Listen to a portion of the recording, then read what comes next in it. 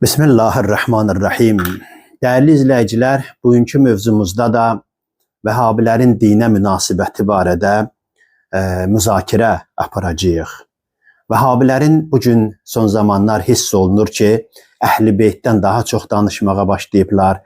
Və bu bir daha ona işarədir ki, 90% müsəlmanı qəlbində, yəni Azərbaycandakı müsəlmanların qəlbində Əhl-i Beyt sevgisi, İmamət məktəbinin sevgisi olduğu üçün bunlar bu günləri təhrif olunmuş formada İmamət məktəbinə, Əhl-i Beyt məktəbinə şərh verməyə çalışırlar. Bu Vəhabi aliminin çıxışına diqqət eləyək. Peyğəmbər sallallahu aleyhi və səlləm vida həccindən geri qayıtdıqda Qədir Xumda sahabələrə xütbə vermiş və belə buyurmuşdur. Ey müsəlmanlar! Sizə iki şeyi qoyub gedirəm. Onlardan biri Allahın kitabıdır. O kitabda hidayət və nur vardır. O kitabda buyurulanlara əməl etməklə ondan möhkəm yapışın. İkincisi isə Əhl-i Beytimdir. Sizə Əhl-i Beytimin qeydinə qalmağı tövsiyə edirəm. Hədisdən aydın başa düşülür ki, Quran-ı Kərim hər bir müsəlmana əziz olduğu kimi, Peyğəmbər sallallahu aleyhi və səlləmin Əhl-i Beyti də hər bir müsəlmana əziz olmalıdır.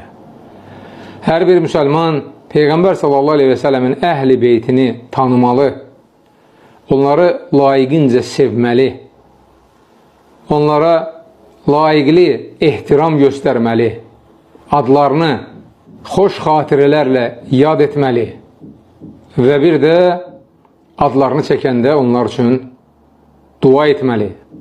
Allahdan xeyir, dua, bərəkət diləməlidir. Uca Allah hər bir müsəlmana namaz qıldıqda